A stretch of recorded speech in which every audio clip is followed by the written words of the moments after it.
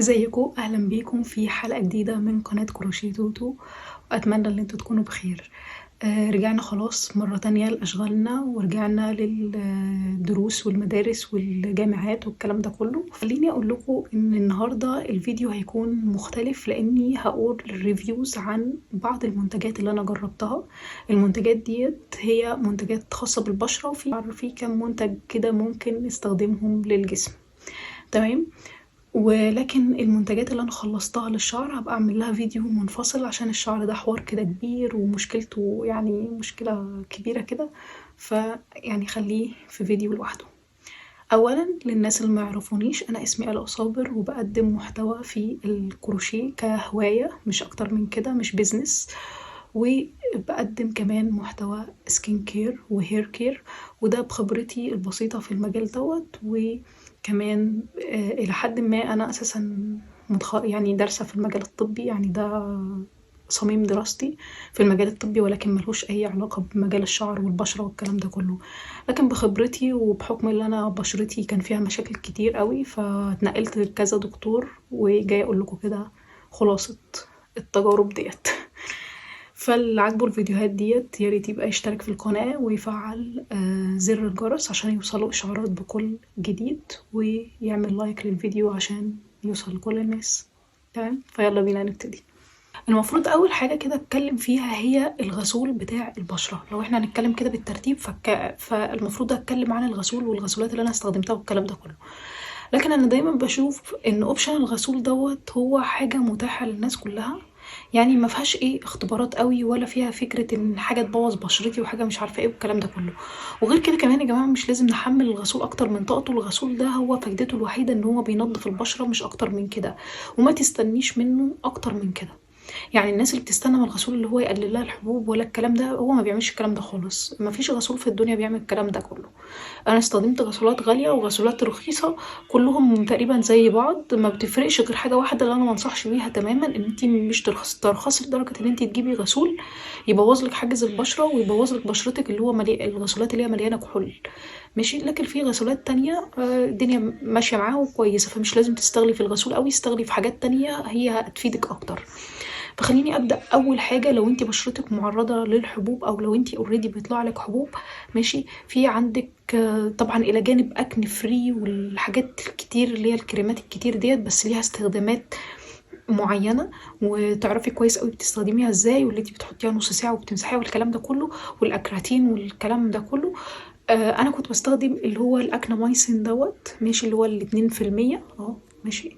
اكنامايسين ده الكريم ده كويس وكل حاجه، بس انا مش عارفه هو متواجد حاليا ولا لا. لو هو متواجد اوكي استخدميه، هيبقى كويس جدا معاكي. لو هو مش متواجد، ماشي، انا بستخدم برضو اللي هو الكريم دوت من ستارفل بتاع الاكني سكان، ماشي. وده بتاع اوريدي البشره المعرضه للحبوب. ده ممكن تستخدميه، مش لازم تستخدميه على الحبايه للمعلومه، ده بتستخدميه على وشك كله عادي، وبتحطيه الصبح وبتحطيه بالليل. الكريم دوت زي ما بقول لكم كده، هو بيتحط على الحبايه نفسها، او ممكن تحطيه على بشرتك كلها. انا كان فعلا عندي حبايه هنا، ماشي، وكان عندي حبايه الناحيه دي، وكتير جدا بيطلع لي حبوب في الحتت ديت، ماشي. في اوقات الاوقات المعينه بتاعت البنات كلها، فبيطلع لي حبوب في الحتت ديت وفي الحتت دي بالذات. بستخدمه، بحطه على الحبايه، وتاثيره كويس جدا جدا جدا، وجيبيه وهو حلو. طيب لو انت عندك الحبوب الكبيره قوي، اللي هو وشك مليان كل حبوب. انا كان وشي زمان لما كنت في الثانويه والكلام ده كله، مع الاسترس وضغط المذاكره والضغوطات اساسا اللي احنا بنبقى مقفورين المواضيع في الثانويه العامه، تمام. مع كل دوت كان عندي حبوب كبيره قوي في وشي، هي اللي عملت لي اساسا اوريدي الاثار والحفر والحاجات الكتير قوي اللي حصلت في وشي. لو انتي من الناس اللي عندها الحبوب الكبيره ديت، الى حد كبير بصراحه بدون احباط، يعني الكريمات دي مش هتجيب معاكي نتيجه، ماشي. الاحسن ان انت تروحي للدكتور، وفي الاغلب هتستخدمي اي برشام فيه اللي هو الايزوتروتينوين، ماشي. والبرشام دوت او التابلتس ديت بتستخدم بطرق محددة جدا جدا، وفي إطار معين، ولازم بيشوف وزنك، وبيشوف إنزيمات الكبد بتاعتك، وبيشوف الكوليسترول والحاجات دي كلها، ماشي. فهتروحي للدكتور وهو هيكتبهولك على حسب وزنك، هيديكي مثلا اللي هو بيبقى 10 أو 20 أو في 40 والحاجات ديت الجرامات يعني بتاعته. ماشي. طيب ده رقم واحد. انا كنت بحط ستارفل ده لوحده، ما كنتش بحطه لوحده خالص، انا كنت دايما بحطه معاه اللي هو الكريم دوت اللي هو الوايتنينج كريم. فانا كنت لسه عايزه جايه لكم في الموضوع ان انا لما كان عندي الحبايه ديت ما سابتش اثر بني. ليه بقى؟ لان انا على طول بستخدم الكريم دوت. فانا مش عارفه هل دوت فعلا اللي ما خلاش يبقى الحبايه اثر بني، بس انا ما اعتقدش قوي. اعتقد ان هو الحته في الكريم دوت اللي هو كريم ديكي.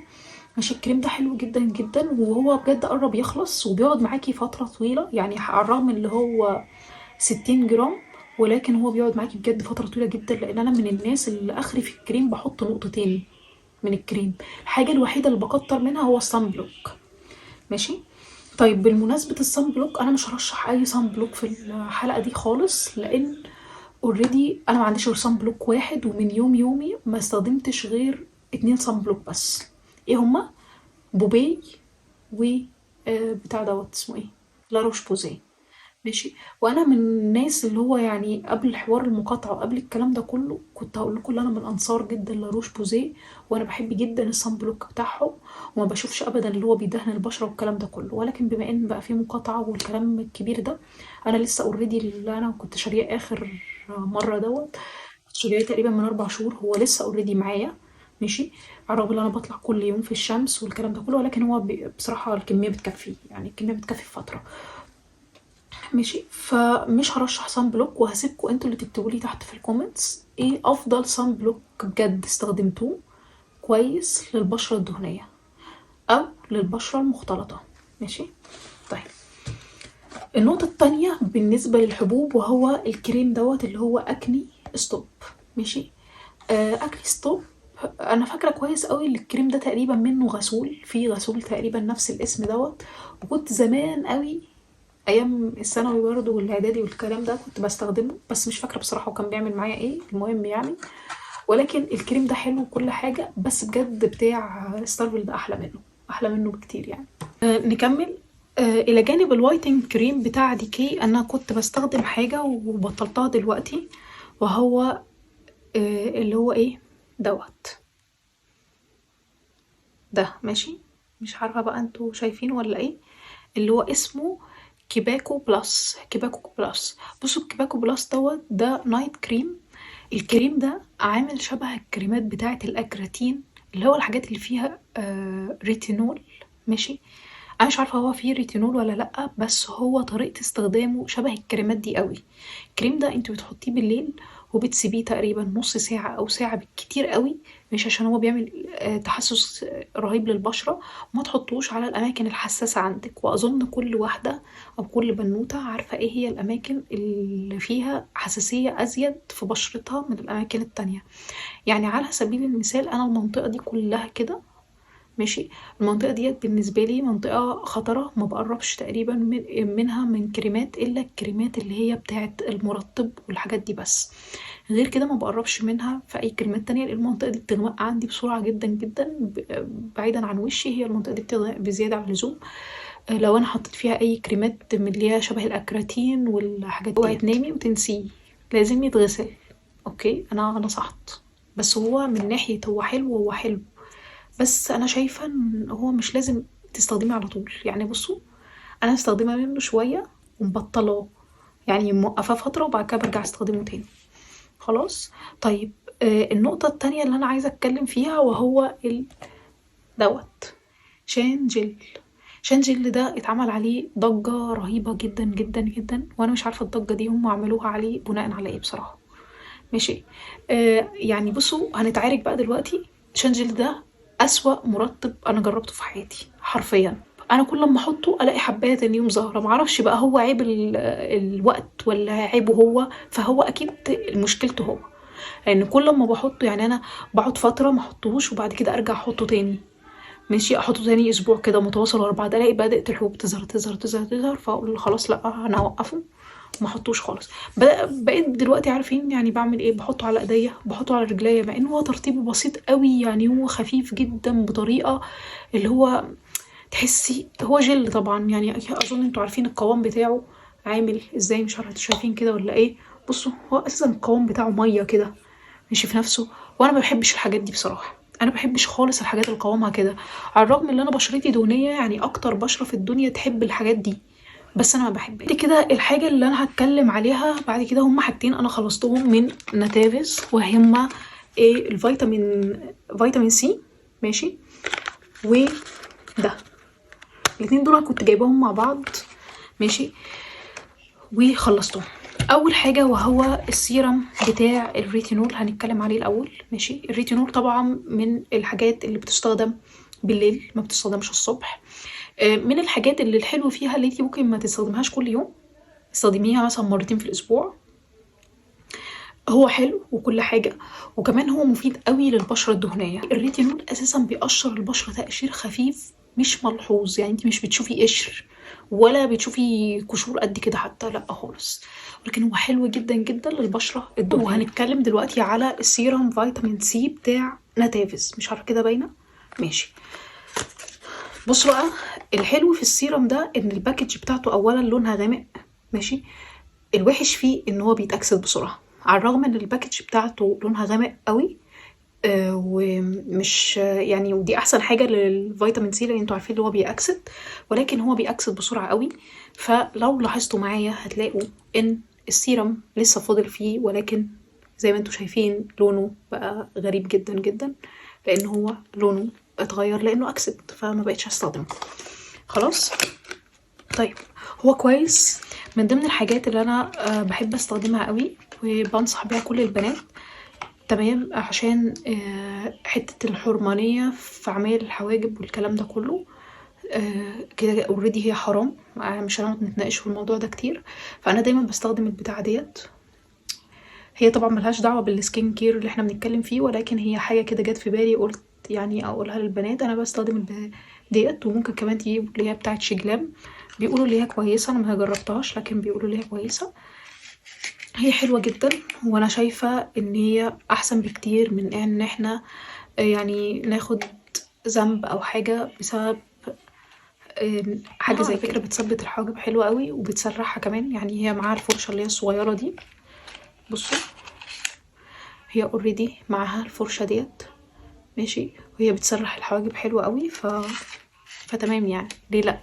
من ضمن الحاجات اللي انا استخدمتها وخلصتها وجبت واحدة تانية وهي كوليجرا، اللي هو الاي كونتور بتاعها ماشي. الاي كونتور بتاع كوليجرا انا اتكلمت عنه قبل كده على ما اتوقع، يعني مش فاكره انا اتكلمت عنه ولا لا، بس لو انا ما اتكلمتش عنه، الاي كونتور ده الميزه فيه بجد اللي انت لو قعدتي تستخدميه على طول حقيقي هو هيشيل الهالات السوداء ماشي، يعني بس هيشيلها وقتيا، بطلتي تستخدميها هترجع تاني الهالات السوداء ماشي. فعشان بس نكون ايه، نكون صراحة مع بعض يعني مش، لكن هو شبه الكونسيلر شوية بالنسبة للعينين، هو شبه الكونسيلر مش شبه كريمات الترطيب. طيب من ضمن المرطبات اللي انا يعني كنت بستخدمها في الشتاء وهي كانت حلوة قوي معايا، وهو الجليسرين ده ماشي، اللي هو بتاع الكرنك. الجليسرين ده حلو قوي قوي، وبنصح بيه كل الناس، يعني الناس اللي بتحب تستخدم جليسرين او الكلام ده تجيبه بجد. من ضمن الحاجات اللي انا استخدمتها وعجبتني هو الشيت ماسك اللي انا جبتها من بوبانا. لو انتم متفرجتوش على الفيديو روحوا اتفرجوا عليه، انا جبت منتجات كتيرة جدا من بوبانا، وان شاء الله قريب هعمل لكم ريفيو عن كل المنتجات دي، عشان بجد في منتجات صدمتني قوي. من ضمن المزيلات العرق اللي انا استخدمتها هو بابلز. النوع ده من بابلز اللي هو لونه بينك دوت هو حلو، انا مجربتش غير النوع ده فما اقدرش احكم على اي انواع تانية. طيب تقريبا كده انا خلصت الفيديو وقلت لكم على اغلب المنتجات اللي انا استخدمتها الفتره اللي فاتت اللي عجبتني، والمنتجات اللي هي مش قد كده.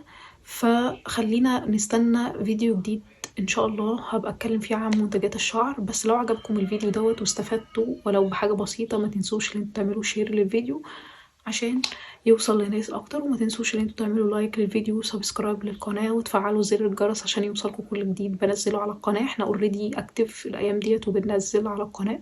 وما تنسوش ان انتوا تدخلوا على صفحتي على الانستجرام، بنزل فيها حاجات مختلفه كتير عن اليوتيوب. اتمنى ان انتوا تشتركوا في الصفحة. باي باي.